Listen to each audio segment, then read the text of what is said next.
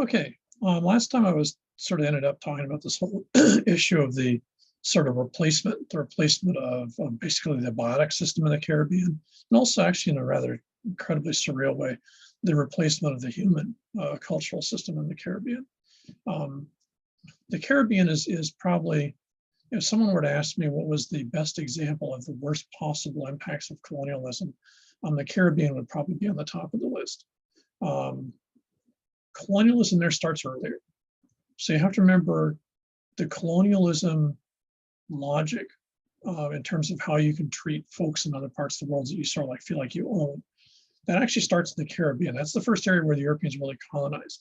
You have to remember Europeans had contact with other areas, but you couldn't colonize China. You couldn't colonize India simply for the fact that the populations there, one, were part of large political military entities, and two, is there were a ton of folks there already. So you didn't have the ability really to sort of dictate.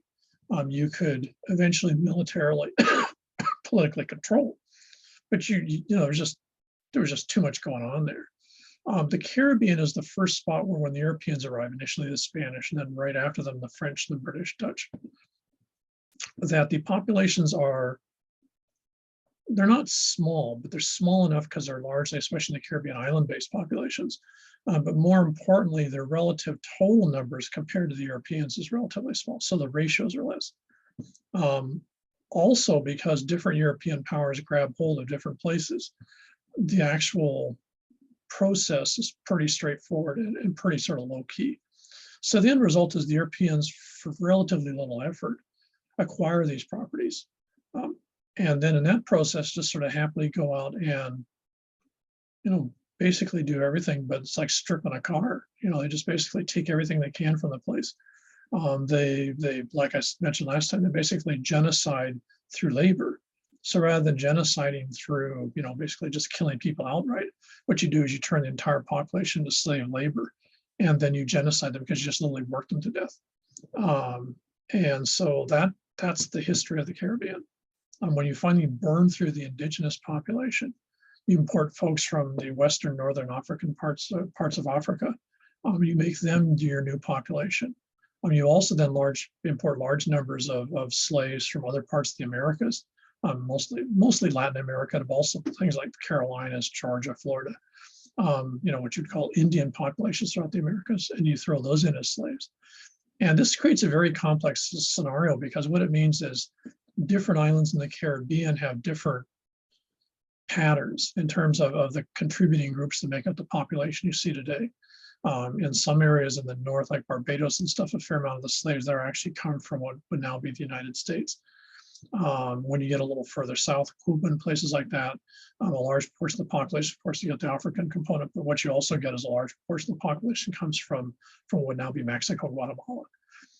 So the populations that you see there now that are local, because they've been there for hundreds of years, are not the indigenous populations. There's some of them left, in the sense that you'll find folks, you know, if you did some DNA study, you'd find that there's, you know, significant part of the population of Jamaica probably has, you know, Arawak or Kari blood, you know, to a certain extent, but it'd be very small.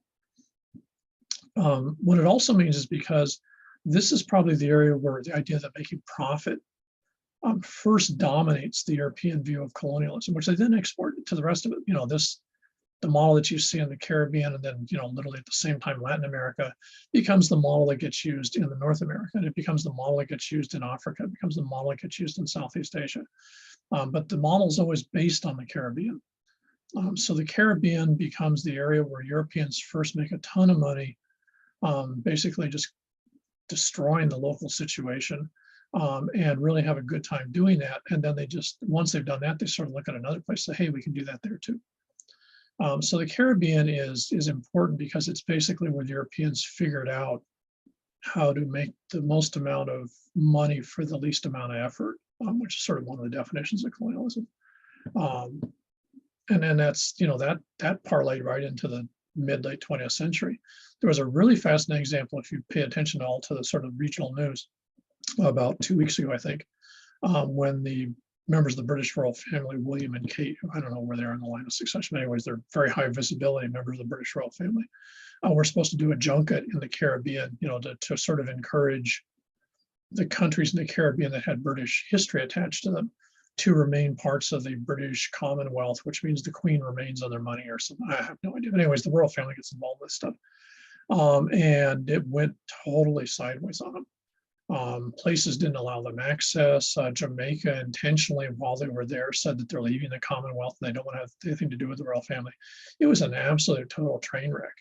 And it's to me, it's symptomatic of colonialism in general, but specific colonialism in the Caribbean. That one, the populations that are there now, who are largely what are usually called mestizo, they're a population, of the escaped slaves, of folks from other parts. They're what we would call hopper local here, but they do not, till very recently, in fact, in much of this area still today, the vast majority of property is still owned by European families, the British or the French or the Dutch or whoever, in some cases the American, for example, the Virgin Islands, folks from outside. So the local populations are so incredibly poor. They're almost entirely based on really stunningly low minimum wage, tied to, in many cases, tourism. That to give you some idea of how little people make. It's still typical in Florida. They still cut cane by hand, which we quit doing here in the 1920s and went to machinery. In Florida, it's still cheaper to cut cane by hand and import Jamaicans to cut it with a machete than it is to actually buy a piece of equipment, have someone drive it around, which gives you some idea how incredibly little people make in the Caribbean, that you still have people literally making their living, cutting cane as we did, we quit doing 100 years ago here. And that's just sort of mind-blowing, but it gives you an idea of the total gap between wealth and poverty in the Caribbean, which isn't unique to the region, but you have to remember it's had a lot longer time to basically fester and be in place. So the royal family was really shocked. But it also says something very important about Caribbean colonialism, is the fact that the British royal family, which has huge holdings in the Caribbean, didn't understand how much people hated them, and are apparently totally shocked that people in the Caribbean still had a major case of the pissed off at the Europeans who still controlled a lot of their financial, and social economy in 2022. And they're sort of like, oh, sort of like they're holding a grudge. Well, yeah, duh. So it's really fascinating that go back and take a look at the Caribbean trip. William and Kate. It was just a couple of weeks ago. He finally did some sort of vague apology, to the folks in the Caribbean. Well, yeah, our family made a huge amount of money screwing you people over, and we still own big properties here, but that was sort of in the past. We'd like to be nice to you guys now, but which meant nothing. So the Caribbean is a very complicated place, and very similar to here. You find that the population that lives there, who consider themselves local, is very much a mixed population. Unlike here, you do not have an indigenous base group, which you can sort of refer to as the marker for localness. So you don't have the equivalent of Hawaiians, or if you're in Guam, you have Chamorros. You don't have that in the Caribbean. You don't find Caribs or Arawaks romping around, or even as an ethnic social group identity. So what you have is only local. But what you find is still the financial, and in many cases, the political system is run by Europe, the British, the French, the Dutch, the Americans. And I would suspect in terms of total territory, the Caribbean is probably the last place in the world, if you look at total, square meters. The Caribbean is probably the last place in the world where you find that the European/Americans still control, they still have colonial empires there. The United States has Puerto Rico, they have the Virgin Islands, the Dutch have, I don't know, the British have 5 or 6, especially if you include the Commonwealth in that. The French still have the Guadeloupes, and I can't remember the other ones. So you still have major colonial empires at a period of time, in the 21st century, when I think most folks think, oh, that was a historical event, but no, not in the Caribbean.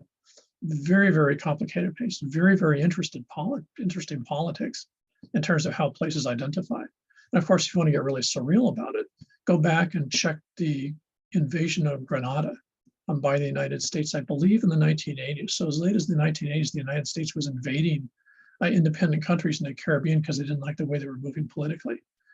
Somewhat similar, but somewhat different than what happened in Panama. But in Grenada, there was absolutely no reason to be there except American interest, which we'll get into later. So the Caribbean is a fascinating place because people's identity is very complex. The relationship with the outside world, especially Europe is very fraught with all sorts of really complex scenarios. And in many cases, you end up with a dynamic that's sort of changing all the time. and is very, very different from one, political entity or one section to another. Puerto Rico, for example, has an entirely different relationship with every place compared to, say, the Dominican Republic or Trinidad and Tobago or someplace like that. So a real interesting place to look at if you have the time to get into detail, which obviously we don't.